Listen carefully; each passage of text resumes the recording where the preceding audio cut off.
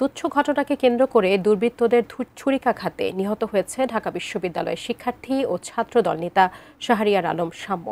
মঙ্গলবার রাতে সোহরাওয়ার্দী উদ্যানের রমনা কালী মন্দিরের সামনে এই ঘটনা ঘটে। বিশ্ববিদ্যালয় প্রশাসনের দুর্বলতায় শিক্ষার্থী হত্যাকাণ্ডের ঘটনা বলে মন্তব্য করে উপাচার্যের পদত্যাগ দাবি করেছে ছাত্রদল। মঙ্গলবার মধ্যরাত রাজধানীর সোহরাওয়ার্দী উদ্যানের পাশের সড়কে বাইক চালিয়ে যাওয়ার সময় ঢাকা বিশ্ববিদ্যালয়ের এফ রহমান হলের শিক্ষার্থী শাম্যকে বহনকারী বাইকে অন্য আরেকটি বাইকের ধাক্কা লাগে। কথা কাটাকাটির এক পর্যায়ে শাম্যকে ছুরিকাঘাত করে পালিয়ে যায় দুর্বৃত্তরা। গুরুতর আহত অবস্থায় শাম্যকে উদ্ধার করে ঢাকা মেডিকেল কলেজ হাসপাতালের জরুরি বিভাগে নিয়ে আসলে কর্তব্যরত চিকিৎসক রাত 12:30টায় মৃত ঘোষণা করেন। নিহতের খবর ছড়িয়ে পড়লে হাসপাতালে জড়ো হন বিক্ষুব্ধ সহপাঠী এবং শিক্ষার্থীরা। এ সময় হাসপাতালে আসেন ছাত্রদলের সভাপতিও।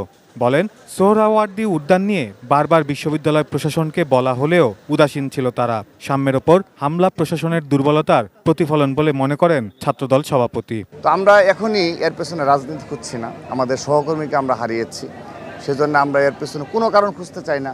আমরা আমাদের সহপাঠী হত্যা, আমাদের সহযোদ্ধা হত্যার বিচার দাবি করছি, যে বা যারাই জড়িত থাকুক।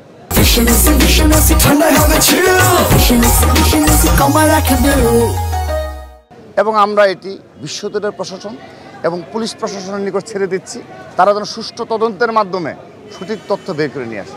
এক পর্যায়ে হাসপাতাল প্রাঙ্গণে আসেন ঢাকা বিশ্ববিদ্যালয়ের উপাচার্য অধ্যাপক ডক্টর নিয়াজ আহমদ। এ সময় বিক্ষুব্ধ শিক্ষার্থীদের তোপের মুখে হাসপাতাল এলাকা ত্যাগ করেন তিনি। শিক্ষার্থী শাম্যকে হত্যার প্রতিবাদে মধ্যরাতেই উত্তাল হয়ে ওঠে বিশ্ববিদ্যালয় ক্যাম্পাস। উপাচার্যের বাসভবনের সামনে বিক্ষোভ করেন শিক্ষার্থীরা। এ সময় ছাত্রদল সাধারণ সম্পাদক উপাচার্য ও প্রক্টরের পদত্যাগ দাবি করেন। ঢাকা বিশ্ববিদ্যালয়ের পবিত্র মাটিতে এই হত্যাকাণ্ড যে হয়েছে তার দায়ভার ঢাকা বিশ্ববিদ্যালয়ের আইন শৃঙ্খলা যিনি দেখেন যে মাননীয় প্রক্টর, তাকে বহন করতে হবে। ঘটনার পরপরই সোহরাওয়ার্দী উদ্যানে অভিযান চালায় পুলিশ। এ সময় আটক করা হয় সন্দেহভাজন বেশ কয়েকজনকে।